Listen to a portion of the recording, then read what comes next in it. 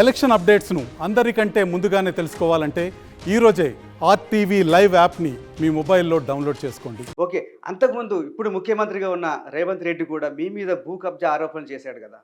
ఎప్పుడు చేయలేదు నా మీద ఆయన. చాలా చేశాడు. ఇప్పటికి కూడా ఎప్పుడు యూట్యూబ్లో మీ వీడియోస్ ఉన్నాయి. ఎప్పుడు చేయలే. మీ మీద చాలా ఆరోపణలు చేశారు. ఎప్పుడు ఆయన నా మీద ఆరోపణలు చేయలేదు. మల్లారెడ్డి అధికారాన్ని అడ్డు పెట్టుకొని అక్రమాలకు పాల్పడుతున్నాడని ప్రధాన ఆరోపణ. ఒకటి చంద్రమోహన్, నీకు ఒకటి క్లియర్గా చెప్తా నీ ద్వారా అందరికి. మల్లారెడ్డి ఎప్పుడు అధికారం అడ్డు పెట్టుకొని చేయలేదు. మల్లారెడ్డి ప్రజలకు సేవ చేసిండు. మల్లారెడ్డి ప్రజల మనిషి. మల్లారెడ్డి ఏదో ఆస్తికో దానికో డబ్బులకో కకృతి పడే మనిషి కాదు. మల్లారెడ్డి రాజకీయంలో రాకముందుకే నాకు విద్యా సంస్థలు ఉన్నాయి. నా అదృష్టం. మా పిల్లలు కూడా బాగా కష్టపడతారు.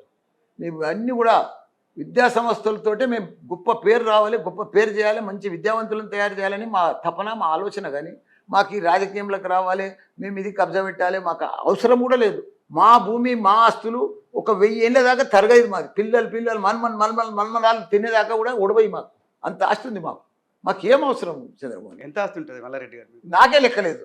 నీకేం చెప్పాలి నేను? కానీ మీరు పాలమ్మినా పూలమ్మినా అనేది మీ పాపులర్ డైలాగ్. నిజంగా పాలు పూలు అమ్మి ఇట్లా 1000 కోట్ల ఆస్తి సంపాదించడం సాధ్యమేనా?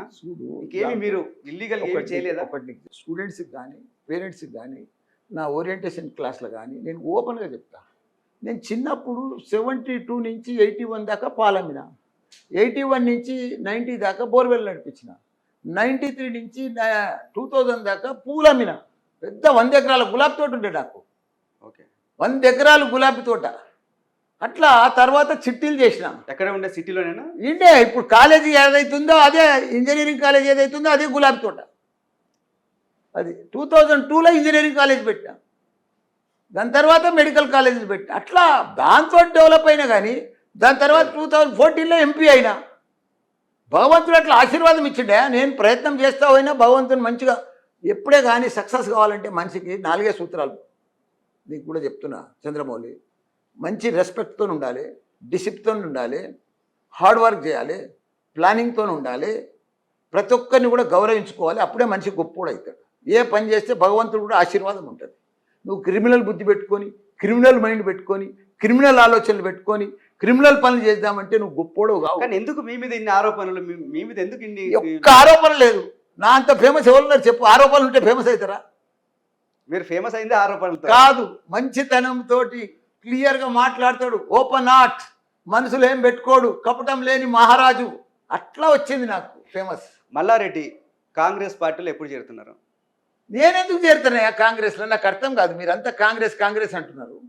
నేను కాంగ్రెస్లో చేరా, ఈ బీజేపీలో చేరా. నేను ఉంటా బీఆర్ఎస్లోనే. కానీ మీ పాత సహచరులు, టీడీపీలో ఉన్న మీ సహచరులు తుమ్మల కావచ్చు, కడియం కావచ్చు, రేవూరి ప్రకాష్ రెడ్డి, వీళ్ళంతా ఇప్పుడు కాంగ్రెస్లో ఉన్నారు కదా. మిమ్మల్ని ఎవరు రమ్మని అడగలేదా? చూడు చంద్రమౌళి, నాకు రాజకీయంలో 2014 దాకా ఇలా మెంబర్ కాదు. ఏ పార్టీ కూడా నేను మెంబర్ కాదు. అంతకుముందే మీరు ఎంపీ అయ్యారు. చెప్తా, అందుకే చెప్తున్నా. 14 కంటే చెప్తున్నా, నేను అదే చెప్తున్నా.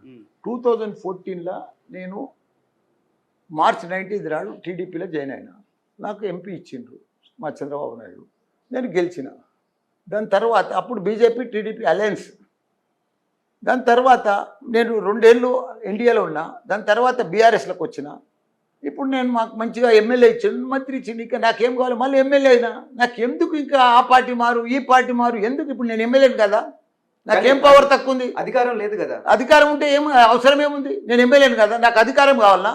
ఇన్నేళ్ళు నేను రాజకీయంలోనే ఉండి అధికారంతో ఇచ్చేసిన ఇవన్నీ కాలేజీలు ఇవన్నీ కూడా. మరి మీరు కర్ణాటక వెళ్ళి డిప్యూటీ సీఎం శివకుమార్ని ఎందుకు కలిసారు? కలిసినామయ్యా. నాకు కొన్ని పార్టీలో చేరదామని కాదా? పార్టీలో చేరదామని కాదు. నాకు కొన్ని ప్రాబ్లమ్స్ ఉన్నాయి, అవి చెప్పుకుంటేందుకు పోయినా. తప్ప అంటే పార్టీ ఇప్పుడు దీంట్లో కూడా సీఎంని అపాయింట్మెంట్ అడిగిన. ఇది ల్యాండ్ ఇష్యూ. ఈ ఇష్యూలా ఇవాళనో రేపు వస్తుంది. నిన్న బిజీ ఉన్నాను, రాలేదు. ఇవాళ వస్తుంది. ఇవాళ రేపు ఇస్తా అన్నాడు. పోతా, కలుస్తా, చెప్తా, ఇవన్నీ ప్రజెంట్ చేస్తా. తప్పేముంది? తప్పు చేయొద్దా? అడగొద్దా? కానీ ఇంతకుముందు మీరు రేవంత్ రెడ్డిని బూతులు తిట్టారు, బ్రోకర్ అన్నారు, బ్లాక్ మెయిలర్ అన్నారు. మీకు అపాయింట్మెంట్ ఇస్తాడా? చూడు చంద్రమౌళి, రాజకీయంలో అదంతా ఒక పార్ట్ పోతూనే ఉంటుంది, నడుస్తూనే ఉంటుంది. ఆయన నన్ను తిట్టాడు, నేను ఆయన తిట్టా, జరిగిపోయింది, అది అయిపోయింది. పాత ఎప్పుడు నెమరేసుకుంటే మనం ముందుకు పోలేము చంద్రమౌళి. మళ్ళీ మాట్లాడినారా ఆయన సీఎం అయిన తర్వాత మీరేమన్నా? అసెంబ్లీలో కలిసినాం కదా. ఓకే.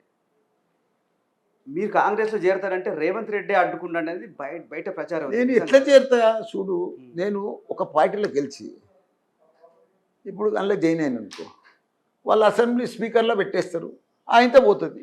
కానీ ఎందుకు చేరే ఛాన్స్ ఎందుకు లేదు? మీరు టీడీపీలో ఎంపీ అయ్యి మళ్ళీ టీఆర్ఎస్లోకి రాలేదా? అది అప్పుడు వేరు, ఇప్పుడు వేరే. రూల్స్ అన్ని కొత్తగా వచ్చినాయి ఇప్పుడు సుప్రీంకోర్టులో కానీ ఇవన్నీ కూడా. నాకు చేరవలసిన అవసరం కూడా లేదు. అంటే మల్లారెడ్డి అధికారం ఎక్కడ నాకు ఉంటే చేరవలసిన అవసరం లేదు. అధికారంలోకి రావాలనుకుంటే మళ్ళీ మంత్రి అధికారం ఏం చేస్తాం చెప్పు. ఇప్పుడు నాకు అధికారం వచ్చి ఏం చేయాలి? నేను ఇప్పుడు కాంగ్రెస్లోకి వచ్చిన, అధికారంలోకి వస్తున్నా, ఏం అవసరం నాకు ఇప్పుడు చెప్పిన? ఏమున్నాయి? నాకేం లేవు కదా. నాకు ఇట్లా అన్ని కూడా ఫేస్ చేసే చిన్నప్పటి సంది 40 ఏళ్ళ సంది ఫేస్ చేస్తూనే ఉన్నాను నేను. అంటే ఎవరికైనా అధికారం మీద మోసం ఉంటుంది కదా. నాకు మోసం అయిపోయింది. ఆల్రెడీ మంత్రి అయినా, ఫస్ట్ టైమే మంత్రి అయినా, ఇంకా అంతకంటే పెద్దది అవుతామా చెప్పు? కాలేం కదా. మరిన్ని వీడియోస్ కోసం ఛానల్ ని సబ్స్క్రైబ్ చేయండి, లేటెస్ట్ అప్డేట్స్ కోసం వాట్సాప్ ఛానల్ ని ఫాలో చేయండి అండ్ లింక్ డిస్క్రిప్షన్ లో ఉంది.